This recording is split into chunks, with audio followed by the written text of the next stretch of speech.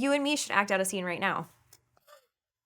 See, you're like the person. You sing? Sing! Let's do it. The only one I can think of is the classic line that people's favorite Aerith line. Oh, in no, Rebirth. I'm not doing that. No, I can't look at you and say that. That's mean. That's a mean line.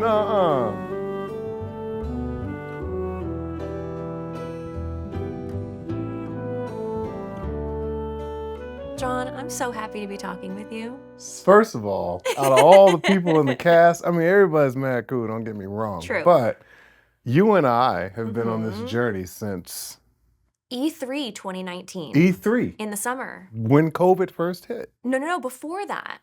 When we found out I got labeled as COVID boy because I was hugging people. You always hug way too many people. But our first time meeting was E3 2019 when the Tifa trailer was released. And everybody saw Tifa for the first time, and we were sitting in the theater and we got to hear everyone lose their minds. I forgot about that. And then there was Vancouver. Which we really got to chill. That was really fun because we got to hear our hearts about everything because after E3, a lot of the things started coming our way that many of which I didn't expect or didn't know about. And then in Vancouver, we got to share our stories. Exactly. And we had done most of the recording by that point, and so we kind of, especially with my lack of experience, I got to ask you, hey, is this normal? Is that normal? Am I just not cut out for this? And I will never forget what you said to me. Sitting across the table from me. What did I say, Breezy? You said they cast you for a reason. And you are allowed to be in that booth and to bring what makes you special to the acting. And that just opened up a whole new world for me. Yeah, you got the job because of what you did. And then what you did was take it somewhere else. And when you took it somewhere else, it was because you made it your own. You already knew the fan base because of who you are and what you do. But when you personalized how you wanted to do the character, and then you developed that character, the world got to see. And I gotta brag on you, because it's what I do. You know, it is what you do.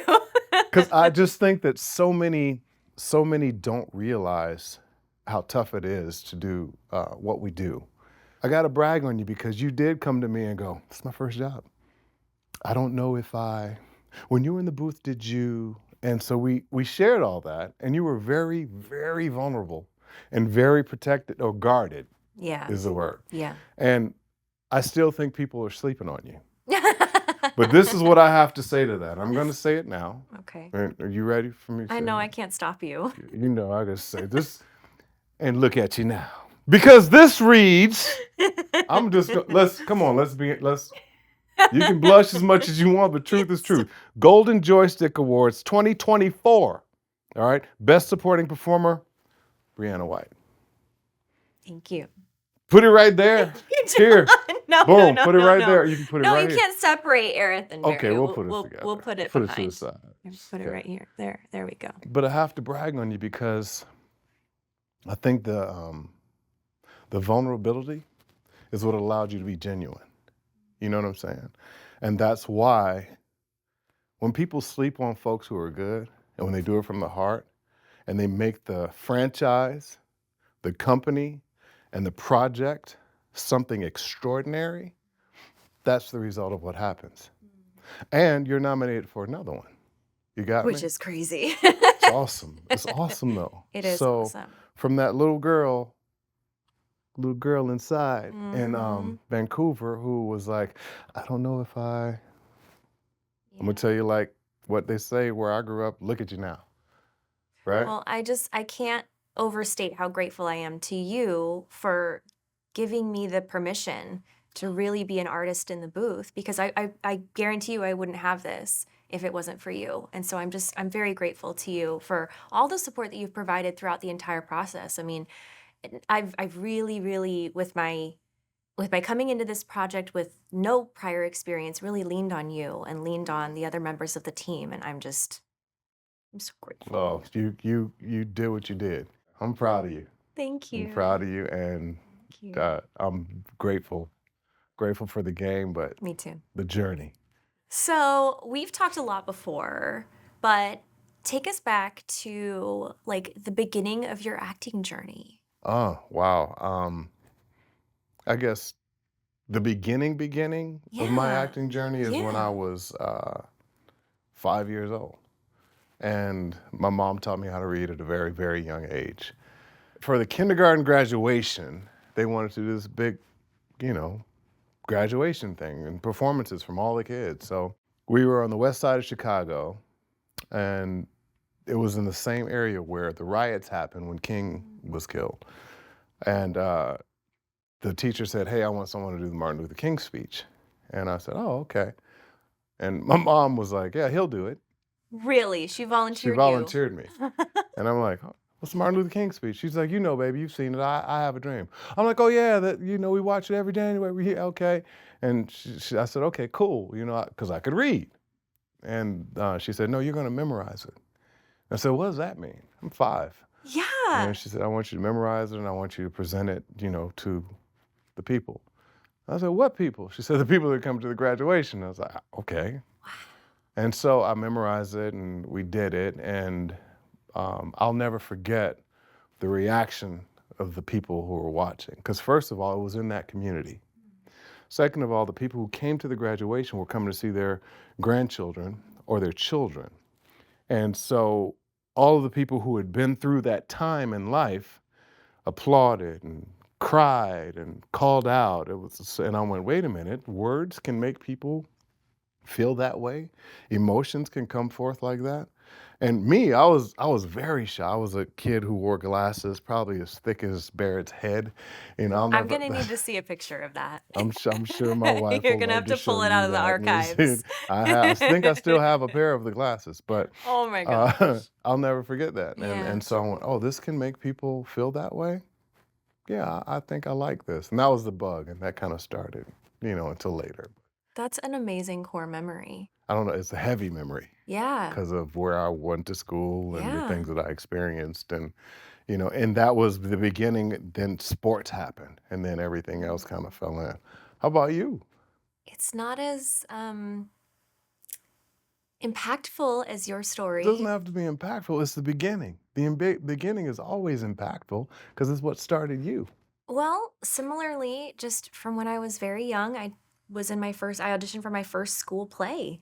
There you go. It was Annie, Oh, and I got cast as Molly. oh, And so my parents were very proud, and they bragged about the fact that I had the very first line in my school's very first school play. that's awesome. And I think it gave me a sense of community that Mhm. I didn't have. Mhm. It you know, when you get to rehearse together, and then you're friends with the people that you act with, Mhm. and then you all get to like go to the post rehearsal dinners, Cute. and it's a sense of friendship that Mhm. I was really seeking and that I really felt like I needed. So for me, like that gave me the theater bug, and from then I've kind of just been searching for that sense of community ever since. Oh, you got it. I I mean, you know. got it with Strange Rebel, but you got it Yeah. anytime we look. Well, we're going to get into that in a minute. First of all, I'm not going to gloss over the fact that you got a role in Annie. So that means everybody, Breezy can sing. Okay. Yeah, the 7-year-old me had the confidence to sing no matter what. It's in you. It is, it is. I do like to sing. I really Okay, enjoy it. And I did okay. musicals all through elementary school. Those aren't easy. You know that. No, they're not. Singing is very close to my heart, but I kind of lost that actually. I just, Really? yeah. The desire, or Not the desire. I just got very self-conscious singing in front of people. Very really? suddenly. Yeah, out of nowhere. It Ah. was like I heard myself sing a couple bad notes, and I really internalized that when I shouldn't have. I Mm. expected perfection from myself when I shouldn't have. And I haven't got over it yet. Mm. I have to take some singing lessons and work through it maybe. That would okay, Yeah. because you can hear how you play with melody when you do Aerith.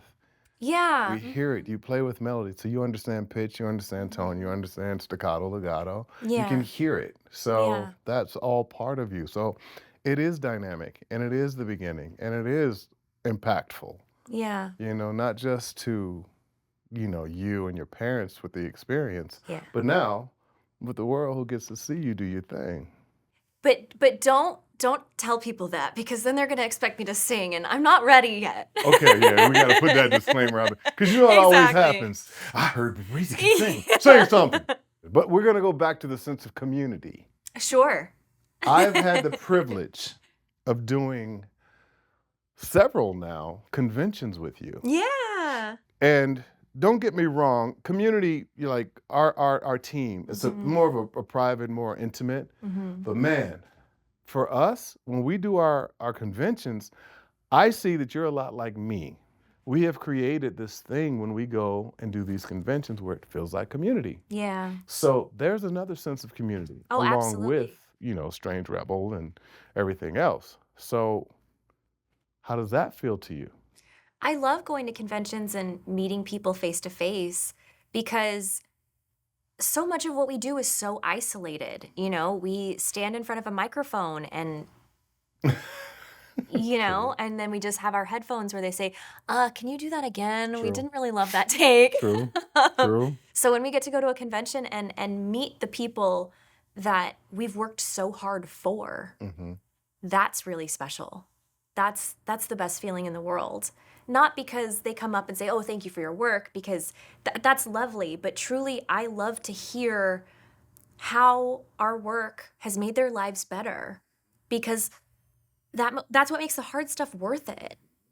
Because it's a dream job, of course, but there are hard parts about it. Yeah. About our job. Yeah. And so it really helps to hear people talk about what it means to them, our performances, so that we can push through those hard moments. Tell me, at least 2 of the greatest stories that you've heard from fans and from people who have come up to you about the impact that you've made as Aerith. I can tell you a story about a couple that came to my table in Portland and purchased a print from me. And so do you want your name on it? Sure, I'll write your name on it. Do you want a quote? Sure, I'll write the quote. I'm signing it, and I start to hear one of the couple, she's an Aerith cosplayer. She's in her Aerith cosplay, and I hear her start to sob. And it's not the first time someone has cried when they've come up to my booth, so I'm about to, comfort her, like, oh, it's okay, like, I'm just a person, I know it means a lot to you, but it means a lot to me too, like, I'm so happy you're here.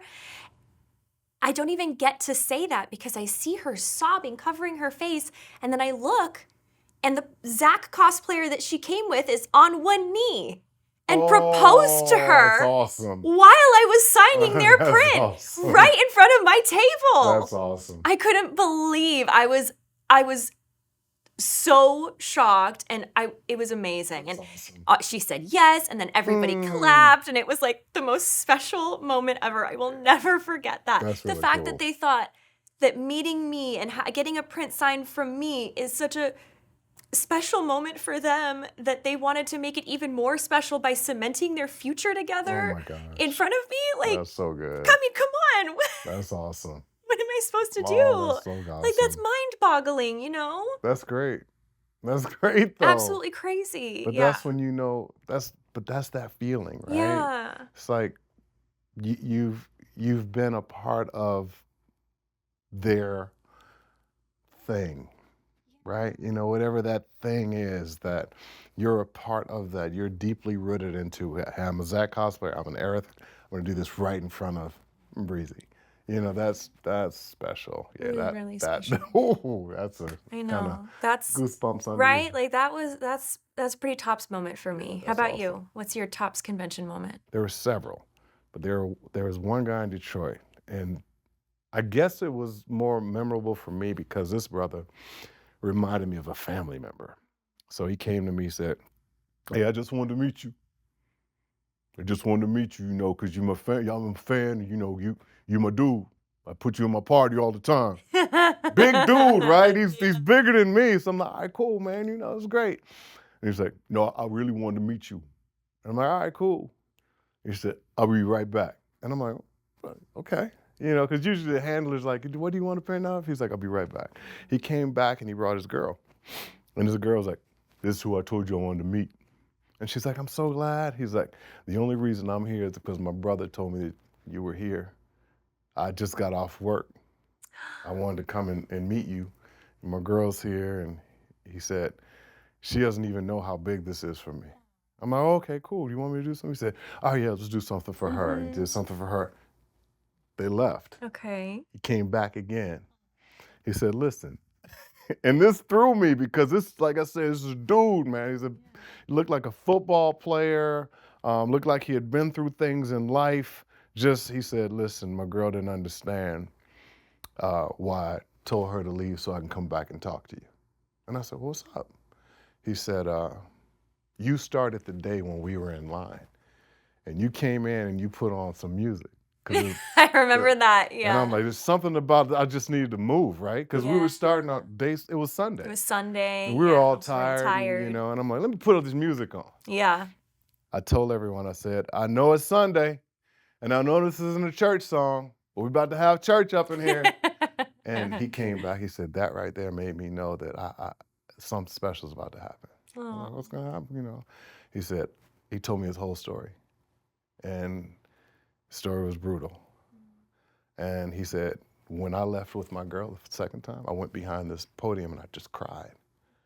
He said, she didn't see me. He said, I cried and I came back. I wanted to talk to you about it because you walked with me and you prayed with me and no one's done that for me. He said, the only person who's done that for me is my grandmother. You know, he said, and this happened in the church and the pastor came up to me and he said, he encouraged me. He said, that was what that was for me today. And I was like, whew. You know, and I'm like trying not to cry. I'm trying to be tough like him. He's gone, and I'm gone. And I'm like, walk with me. Let's just talk and pray. And we did, and I won't forget that. I'll never forget the impact that our platform has allowed us to have. Yeah. And if we can't be real, what's the point in having the platform? Absolutely. So yeah, that was one of the stories. I just think it's so beautiful how I've been a crier my whole life. All I do is cry. I can't stop myself. But there are so many people out there who really have trouble expressing their emotions. And the fact that our game can allow them to do that is one of the most beautiful things, in my opinion, about the work that we do.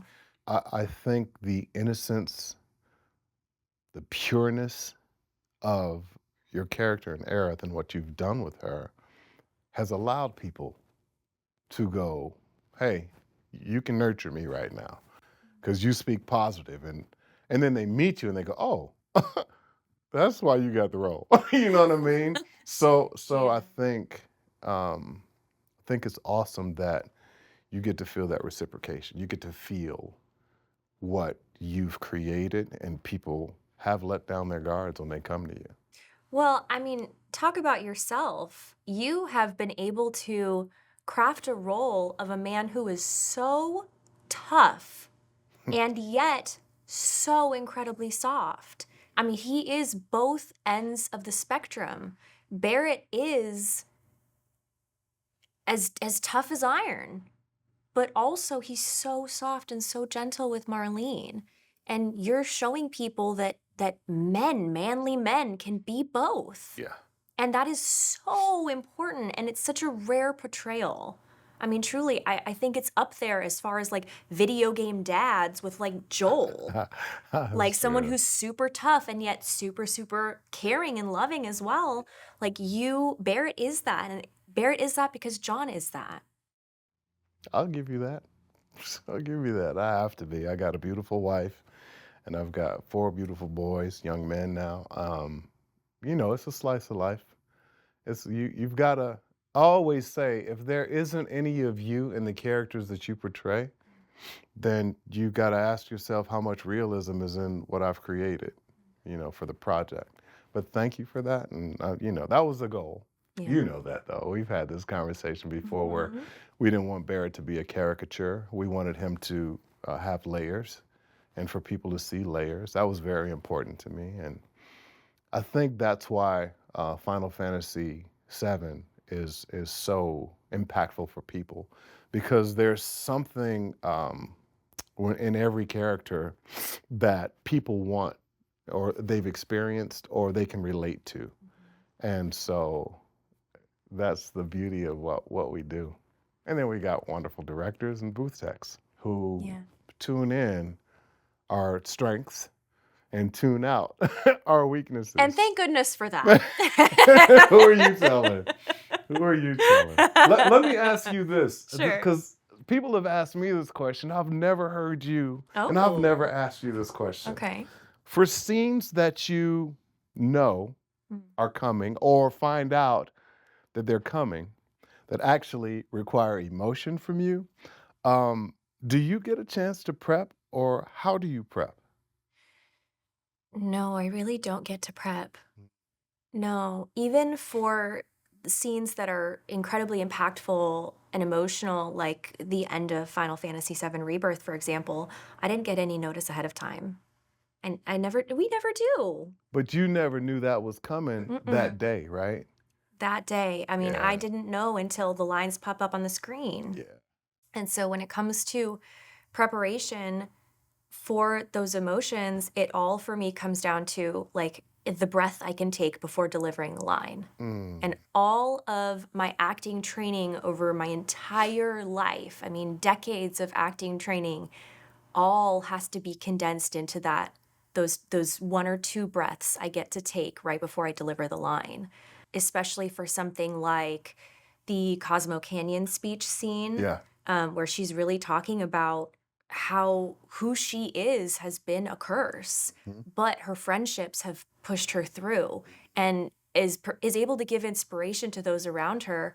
A speech like that, I really just have to breathe in the emotions I feel and then express them, because there's no real time in my life where I've been surprisingly standing in front of a crowd asking them to give an inspirational speech. Right. You know, so I can't really draw on my own personal situation, but I think about Aerith's backstory and Aerith as a character, and of course we listen to the Japanese performance, and we really do our best to just tell the story, you know, and honor that. I feel like the preparation is really all in taking a few deep breaths and changing the temperature of the room. Have you heard that in terms of acting before? I have, but you know that's one of the hardest things in the world to do as an actor. Yeah.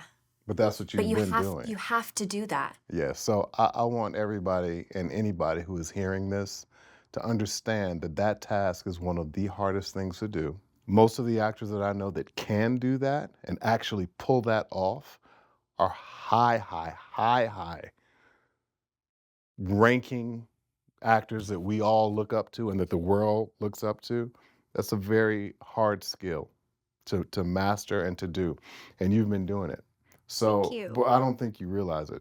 It's because it's just you, right? But that's very hard to do, because everything we do is on a breath, Right. and a breath can control an emotion Yes. and lead on and on and on. But that's very hard to do. But I get the opportunity to be able to do that because it's the third game, right? And I've been with Aerith since Remake and Crisis Core and now Rebirth. So I feel like it took all of that and all of my acting training through the years to be able to be ready the second I walk in the room, you know? And Yes, so but you know the through line. See what Yeah. I'm saying? A lot of people go, well, I'll just do it when it comes, or Right. it'll be natural, or I'll do method. No, you've prepared. Right. You see what I'm saying? It's building the foundation so that Yes. you can turn it on when you need to. Yes. Exactly. Yes, and Yeah. and I don't think people realize that. I think they think what we do is organic. They don't understand the preparation that goes in, the time that goes in, the studying that goes in, the hours that goes in, the pitch, the range, they don't understand all the different things. So what you just said, I think should be part of an acting class for people to understand this is what you have to be prepared. Well, I would have to thank all my acting teachers for teaching that to me Yes. all that time. Yes. You know, I mean, I'm pretty sure all of our cast has had formal acting training, I right? think so. I don't know anyone that hasn't. What was your acting training? Like where did you feel like you got the most training from? Where do you lean on the most these days? When I was an undergrad, I was understudying someone at the Penumbra Theater, which is where August Wilson started. Wow. Lou Bellamy was the artistic director. Lou Bellamy said, "All right, youngin." He kind of sounded like Barret. "All right, youngin. Get all that acting stuff, all that stuff you're doing. Now I got to beat it out of you." Yeah. That was my training. It's like my training was being beat down to build up. Yeah. And then taking a bit here, a bit there, a bit you know what I mean, and applying Yes. it. Yes. You know, and I was an only child, so it was kind of like, oh, I like that. No, I don't like that. Oh, I like that. You know, and ADD was kicking. ADD will kick you, boy. You know, so. No Oh way. yeah, oh yeah. Yes, you have the energy of 10,000 suns. I don't know how you do it. Because if we don't, this is how I look at it. Mm-hmm. And I know you do too. You just don't say it like this. Mm-hmm. I got this much time on earth. Yeah. This much time. I got that much time to meet people. If I'm in a convention and if people have come to meet me for this, then I want them to get the best of me that they can get in that amount of time. So I try to give them everything that I got, you know, and I try to do it in love. I try to do it in patience, and I try to do it in joy, because I want them to enjoy that moment, because I don't know if I'm going to see them again, and they don't know if they're going to see me again. So whatever little time I have, I want to make sure that I encapsulate it so that it is an experience for them. Not for me, the joy that I get out of it is seeing them happy, and I want to make sure it's good. Because if I'm put on this earth to do that, then that's what I'm going to do. And I think everyone who's ever met you would agree that that's true, would say that that's what you're doing. Then I got to keep doing it. And what's amazing is that I think there are some versions of some people that they want to make meeting them an experience. They'll put a mask on in order to make that a good experience. You're the opposite. You take the mask off and you're just genuine with people. I mean, I really admire how you do that. Well, I appreciate it. I think it's, you know, I know it's God, but I just think it's coming into the realization of, well, if I was a fan, what would I want? Mm-hmm. And don't get me wrong, because you and I both know there are some fans that want a little bit more, and we can't give them that.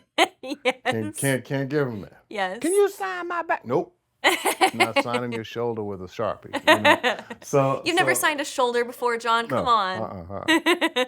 But no, I think that the experience that we get and seeing joy, you know, which is why I'm thrilled that we're doing this together, because you and I have talked about this for way back in 1999 or 2019. 1999. 1999 when I was 4. No, but 2019, the joy that we see is just, that's so awesome to me.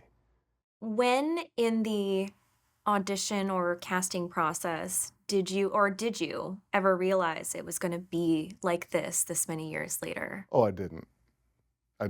When I saw the reaction of the people, that threw me. And the game hadn't even come out yet. It hadn't even come out. Just a few trailers. Yes, literally. And when I saw people in cosplay, I was like, wait a minute. I've seen this and I've heard of Comic-Con, but this is just Final Fantasy VII too. That threw me, and I'll never forget. Alex said, "Oh, you have no clue what's about to happen," and I didn't. And to this day, I'm not shocked at much, because I've been in the Hollywood game for a minute. Like, nothing really shocks me anymore. But that threw me. Yeah. And it still does. Yeah. Because you know how some people go, oh, they like me. They really, oh my gosh. Yes. It's like, I'm like, well, I was called for this? Yes. Whew. It's heavy, and it's an honor, and it's lovely. Yes. But it's like, yo, Yeah, It's a responsibility. it's all of that. Did Absolutely. you feel that way?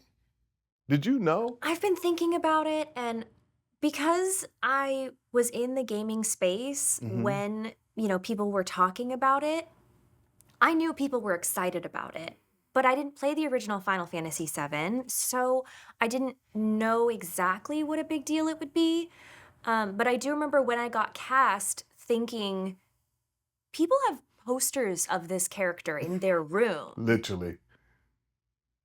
Just your character. Yes, like that was the thought that entered my mind that made me realize, like, oh, this is a big deal. And then it kind of came full circle at E3 in 2019 when they had a big poster display walking through the halls, and I got to take a picture with it. It's on my Instagram, and I still think about that. Like, there's a giant poster in the middle of the LA Convention Center of my character. Yep. This is going to be a big deal.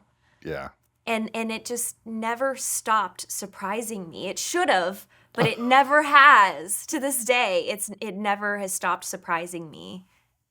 Speaking of that, knowing that you had never done a video game, knowing that this was the first voiceover job that you've had, how do you feel with the awards, the nominations and winning one? And I mean, I want to know, because that's fascinating to me. It really doesn't feel real still. Mm. I mean, yes, I hoped. Yes, I've dreamed. Mhm. And, I've wanted to be an actress my whole life. But I never thought it would be for video game acting. And I never thought that it would be my very first voiceover role. Yeah. I really did it. I don't feel like I belong here. And that definitely has a little imposter syndrome situation. Still. Even after we talked and all the... Yes, it never really goes away. And I try my best to say, thank you. I appreciate that, my imposter syndrome is trying to protect me, but I'm not going to let it affect my behavior. I'm still going to move forward, do the best I can. I'm going to embrace the moment as much as I can, and I'm not going to self-sabotage in any way because of my feelings, but it never goes away. It's always there. It's funny you say that, because I was going to bring it. Oh, this is really cool to hear, because once again, that's the humility that I met in 2019. That's the humble, breezy, that I met back in the day. And I have to tell you, and I didn't tell you this, and I'm not trying to get you emotional or anything like that, but I have to Don't do tell it, you. John. Don't you make me cry. No, I'm not. I promise you I won't. The acceptance speech that you gave for this award was one of the most genuine, most heartfelt acceptance speeches I've ever seen. And then you did like an offstage interview with someone, and you shared how you felt. Some of the most genuine words that I've ever heard someone accepting an award. I've heard a lot of acceptance speeches. I've seen a lot of people, give thanks, but the words and it was just real. I've never seen that, especially for video games. You need to rewatch those, because that is the core of Briana. You know what I'm saying? That is who Briana is. I'll be honest, I kind of blacked out. I know you did. and I saw you posted that somewhere. And I'm telling you, you need to rewatch them, because that is who you... If you ever need to get back on track, back in line, which we all do, but I haven't seen you. You haven't seen you astray. But I'm telling you, watch those two things, and they are just the realest, most humble. They're real. Some people, I won. Oh my goodness. It's just, they were real. And I don't think you're going to get anything like that in a lot of, in the world we're in now. I'll tell you, I wasn't prepared because I really thought, and I still think like I had already won just by being nominated. And I didn't care if I won or lost because I had already won by being nominated. You know, I was excited to be there in the room with the people who make games that I love to play. That was a win, you know, just to be involved and participate. Yeah. That was so amazing. We're fanboy and fangirls. Truly, truly. It was like the dream, right? Just to be there. And then I won. They announced my name, and then I had to climb up on a stage with this weird block for a staircase. And I thought I was going to fall, and then Neil runs over to grab my hand so I don't fall. And then I have to speak to this room with some level of composure, which I was very quickly losing, which is why I just quickly said, and thank you, and off I go. And so then I don't know if you can see it in the video, but my chest starts to heave because I start to really like lose it, like start to sob. Yeah, because I was like running off stage. And so now I'm like, okay, cool. I did my speech. Now I get to lose my mind and start crying. And then the person who's escorting me to the backstage area goes, okay, are you good to do like 5 press interviews? And I was like, oh, So those came right after? Directly after. Oh my God. And I had to like, okay, button it up. Don't cry yet. You have to say things to the camera. Yeah. I was truly not prepared, and I don't remember anything that I said. That's why it's so real. It's genuine. Talk about an actor prepares. Goodness. No, I was not prepared at all. Awesome. At all. That's awesome because it's raw emotion. And it that's was real. And you got to show people who you are. But I hope that at the end of the day I expressed how I really feel, and that it's not just about me. It's not. You know, I didn't do this alone. It has my name on it, but it should have everyone's name on it. You know, I leaned on you for your advice. I really leaned on our director and the audio engineer and the writers. I mean, the writers who gave us Unreal. Beautiful versions of these words that had to fit in the exact timing of the Japanese performances. I can't express that enough. Yeah. People don't understand the mocap acting. Even that. The directors, yes. The writers, the artists, the rendering, all the devs, Hamaguchi-san, Katase-san, our music. Oh my gosh, the music, yeah. Just everything. Everybody thinks it's about the finished product. I always say everyone sees the game. Yeah. On game day. They don't see practice. Exactly. Throughout the week. And so this is one of those labors of love, and it's not even a labor. It's a project that so many people have had their hands. So many people. I really want to touch on the fact that you kept Barret so grounded. I mean, even when I'm sure it wasn't easy for you to do. How did you do that? How did you manage to keep Barret so grounded? It's tricky because of 2 things, and I know you know this as well. The mocap actor does what they do, and then the VO actor has to come in and, aside from, you know, hearing the Japanese reference, we have to, when we do our thing, go, okay, this is what he's doing, or this is what our character is doing. This is how it sounds from what what they originated. How do we blend that, right? Without, for me, compromising one, his toughness or him being a man or him being, whatever the scene may be. And there are times when the movement was so broad and so big, and I'm like, well, how am I supposed to do that? And it's an intimate scene. And perfect example for me was the elevator scene in Remake. I was just thinking about that. When he goes, you can't tell me you can't hear the planet crying out. I know you can. When you eat, when you know, all that. It's like he's going off. He is. But that's the intro to the relationship and the dynamics between the Avalanche team and bringing in Cloud, right? And I love Cody's line. Everything Cody does, it's the one thing I learned from his character. And Cody did a brilliant job at undercutting. Yeah. You can do it on stage, but to do it in a video game, brilliant. You hear that? Get help. Awesome, right? So I'm like, how do I take all this broad movement, all these movements that he's doing, and make it so he's not so boisterous and big, because that is who he is, but how do I do it to Yes. make it, we're in an elevator, Yeah. you Yeah. know? So Which is an intimate, closed yes, space. Yeah. yes. And I'm like, well, I mean, how? right, you would technically be right next to him, just Right, like that. right, right. Yelling and screaming about the literally, planet. yes, or Yeah. literally the threat would be, say it again. Yeah. Right? Uh-huh. But it wouldn't be this huge buildup physically. It would be an intense conversation. So I'm like, how do I do this and make it make sense? And so to try to blend it, you know, I hope we did a good job. But You did. well, here's the You deal. did do a good job. That was one of the trailers that came Yeah. out. Mhm. So everybody who's seen, all the critics, let them have it. You know, you're like, Yeah. well, he's doing this, and the Barret's not black, and what is it? You hear all these crazy things, All these and you go, opinions based off a trailer. right. And I'm like, yeah, how do I explain this? And my explanation was, you need to understand the very beginning of the game, Barret and Cloud start.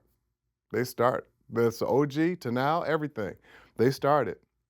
You know, get down here, Merc. You better be worth every penny. You know, all these different things you see open the game up. So for me, I had to go, all right, the elevator scene. We're going to make this work by everyone understanding that Barret is in layers. Yeah. And this is who you're going to get right here. And as big and as boisterous as he has to be that way because he has to prove to this new guy. And then the other team already knows, oh, here's one of his speeches again. You know, so this is what we're going to do. But no one wanted to look at the fact that this is a beginning, a middle, and an end, right? And so that's how I had to explain to people, you know, this is the beginning, a middle, and an end. You can't just judge it off of a trailer. And I think that's so interesting because when people talk about, you know, with Aerith, how do you balance the fact that she is playful but also sassy and tough but also sweet? It's just paying attention to each line, and each line is different, and then all together that creates a mosaic of a performance. Yes. Which is why you can't just take one line of a character and say, oh, this represents a character. No. You can't create balance in one line. It's true. Right? So for me, you know, when we have our scenes, you know, our sweet and salvo is awesome, by the way. Let's just be honest. It really the combo move is pretty dominant. It's the best. Glasses, everything. I use it whenever I can. You know what I'm saying? So when we have scenes where we're in our party, or when we're, you know, Cosmo Canyon, or for me, I always ask in the booth, hey, can I hear what everyone sounds like? And 9 times out of 10, it's like, no, we don't have it all on one file. And like, okay. So I have to remember what each of you sounds like. I have to remember what Susie sounds like as Yuffie. I have to remember what Britt sounds like as Tifa. I have to remember what Cody sounds like as Cloud. See the as part. I have to remember what Breezy sounds like as Aerith. So I have to go, these are the voices that I know, and this is a song, and the mosaic that you're talking about painting. They give me the scene, and I see what we're supposed to be doing within the scene. I go, okay, this is what I hear, okay, and this is this color, and this is this color, and this, okay, so where's my color coming? Okay, is he green today, or is he brown? And I put it together, and then I go, okay, this is what's pleasing to the ear. Bam. And then you give the line. Did you just describe the sounds as colors? Yeah, because I just had this conversation with Michelle. I never knew that was a thing. Yeah. I see sounds, the colors. Really? Right? And I didn't know it was a thing. I didn't know it was a name for it. is. I didn't know any of this stuff. It's synesthesia, right? Yeah. Yeah. And I never knew that. And I'm like, Yeah. oh, I thought I was just different, right? So Barret is sometimes green and sometimes brown, or It who's green and depends. who's brown? Barrett's not always green and brown. Oh, okay. So there's times when you're that color, which is a deep purple. Deep purple. Okay. And then, but for the most part, it's what is it, violet? Is that a lighter? Like a lavender? It's a lavender. Oh, I love Yeah, that. so it's different. Susie is an orange. Yeah. And hers ranges. She can go to red orange, like a blood orange at times, depending on how sassy she is in the scene. Yes. Britt is pink. Really? Britt is pink, but it goes to this deep fuchsia when she's in a relationship with, like, if there's like the scene we do in the house at the very beginning of Rebirth. Yes. She's a deep purple because she's thinking the whole time. Like, and when Cloud goes through his thing, so she's a deep pink. At the time when I was hearing the voices, Red is orange. He's a real weird orange. Like, I know he's orange, but he's always orange. He's never Susie's orange. He's pastel orange. Oh. And then when he when you know what happens when I Uh-huh. tease him about Uh-huh. he's yellow. Really? He's a yellow when you actually That hear is his voice. fascinating. Man, so it's weird to me. So I'll see colors. Cody's always blue or dark blue or midnight blue is what I Really? call it. Yeah. And it's weird because I see these colors and I'm like, nah, that color doesn't go together. Or that doesn't blend. And this note does this, but that note does this. I'm amazed hearing that. I But did it's not know fun that. because it's like, because that's my parameter. Yeah. And I've leaned into it more now because now I know it's not weird or No, it's just a how your real brain thing. processes And so it's fun. audio. Yeah, it's fun. That's so interesting. Yeah, it's fun. Like, but Barret is sometimes just he's dark maroon. It's like Ooh. I'm looking at that rug over there. He's The darker burgundy. than that. Like Matt's like Vincent's cape. Oh, Yeah, okay. Or like Barret will go Tifa's there. eyes. Yes. Yes. Yes. Yes. Yes. Yes. That's And amazing. so it's cool. It's very cool. But I have to hear him Yeah. to see him. It's amazing how so much of acting, almost every part of acting is all just imagination. Senses. Yes. senses. Yes. And You have it's to rely really, on them. each actor is individual in how they create an emotion Yeah. and express that because that's how we all process differently in our minds. Yeah. It's so unique and individual. That's fascinating. Yeah, it's fun. It's fun because there are times when it'll drive me a little nuts. You know what I mean? Yeah. Like, who am I with today? What scene is this? Okay. You know, so at the Michelle, my wife will tell you, at the end of the day, I'm just like, and a lot of people think Yeah. it's because of the strain of the Mhm. voice, because Barret is always loud. Yes. And he's always not glottal, but he's in his throat, you know. He growls. He does. Yeah. He's a big old bear. Yeah. So that is tedious, but the brain, Yes. you know, bouncing from scene to scene, like you say, we don't know what we're going to do all the Nope. time.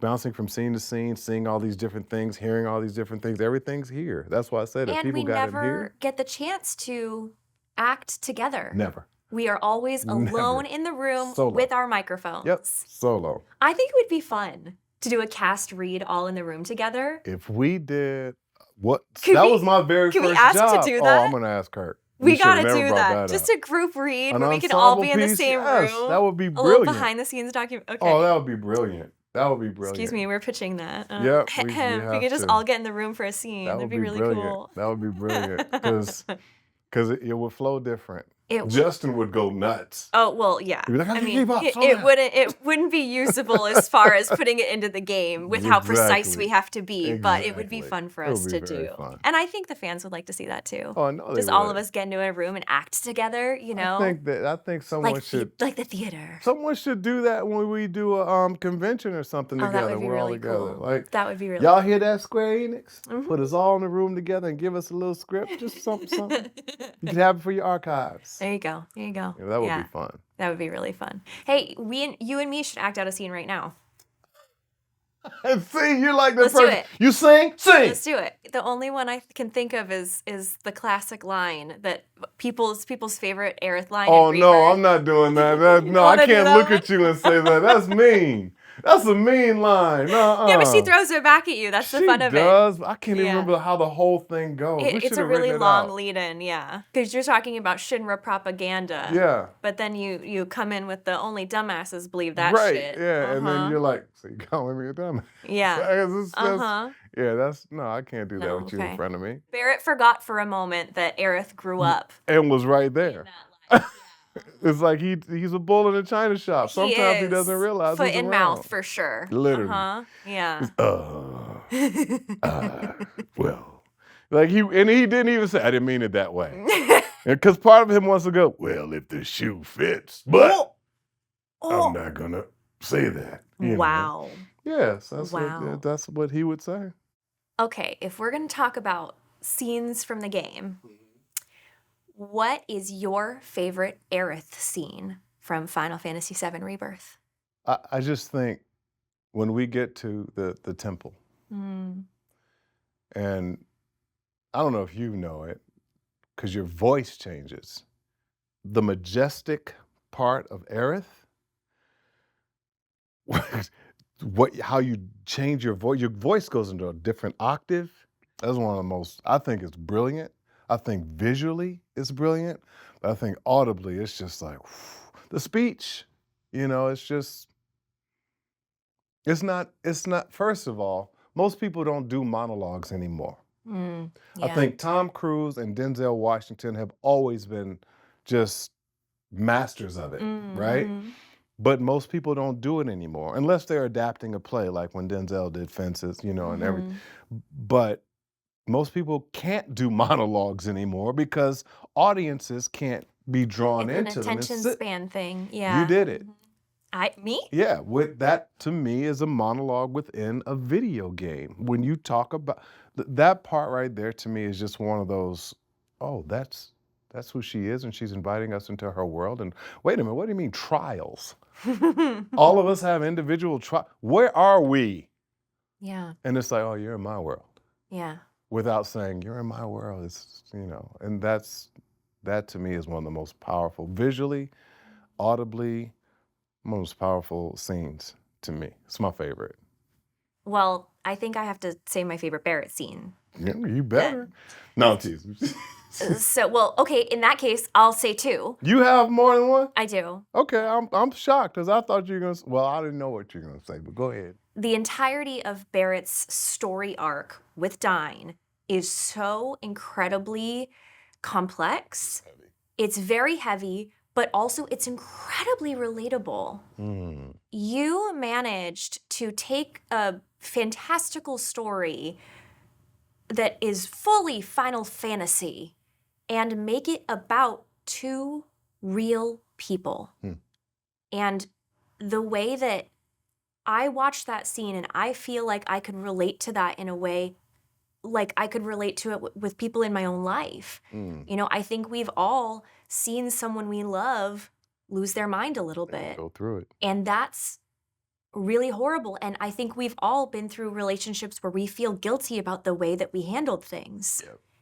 That's really, really heavy. And you managed to bring such a depth to that performance that almost held a mirror up to the player.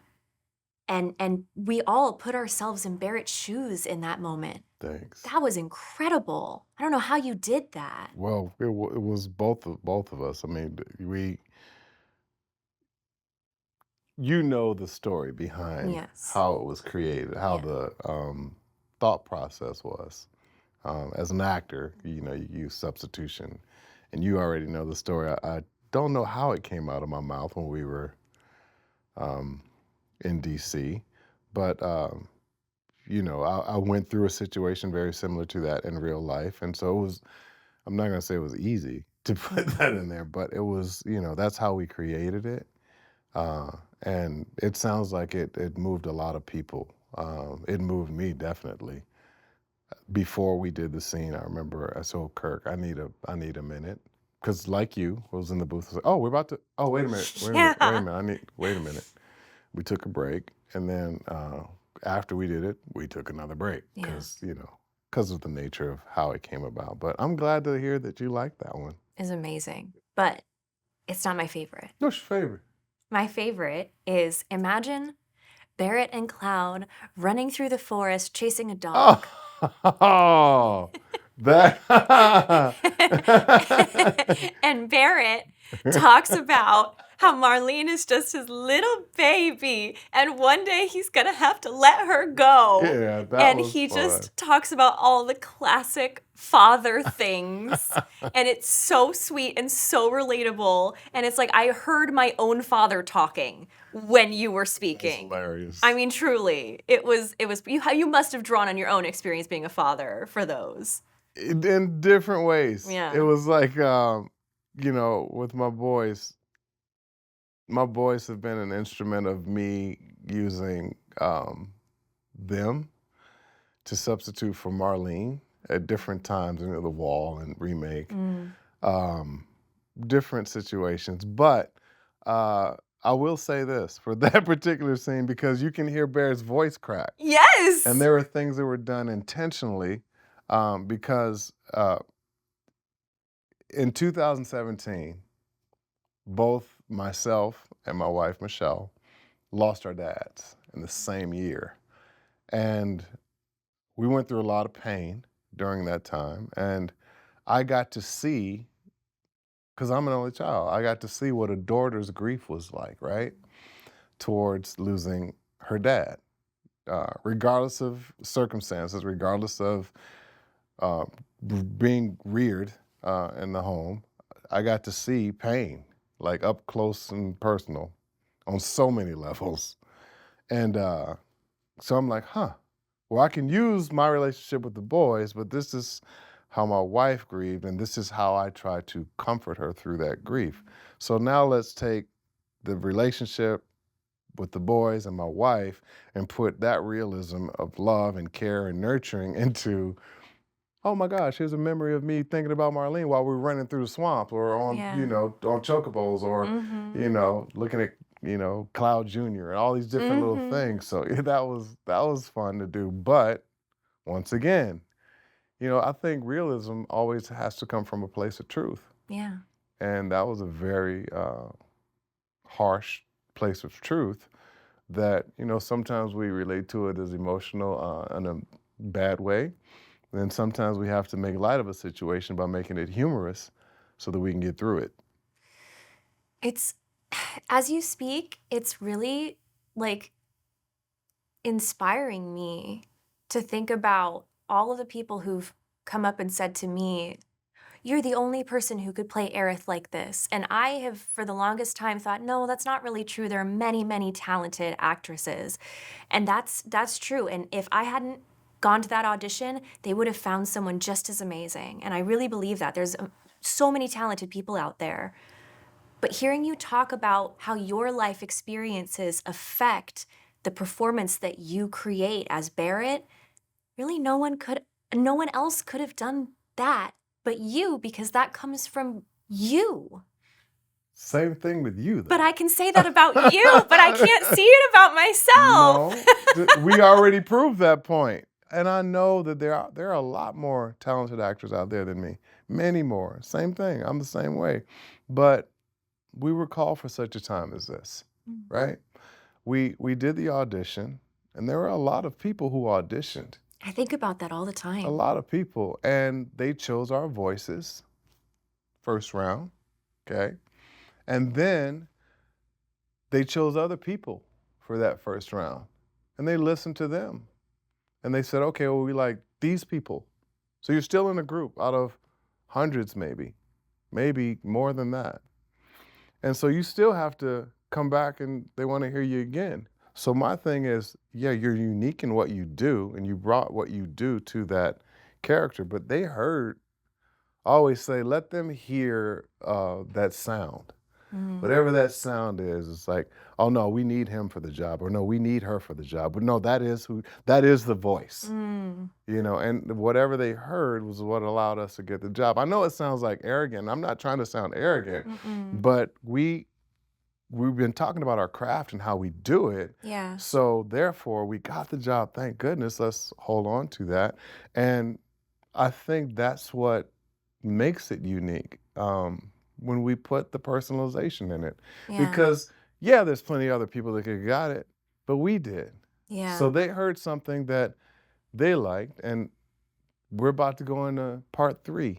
Yeah. For a reason. Yeah. So I always say, when you're called for such a time as this, nobody can really take that away from you unless you choose to give it away. You're the reason they chose you. I don't know why. None of us do, right?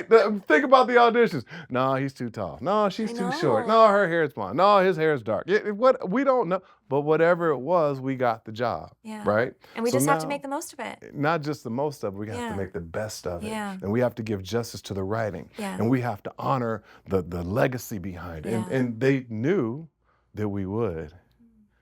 Got me? So whatever it is that allowed us to get it, we got it. And they've trusted us to do it.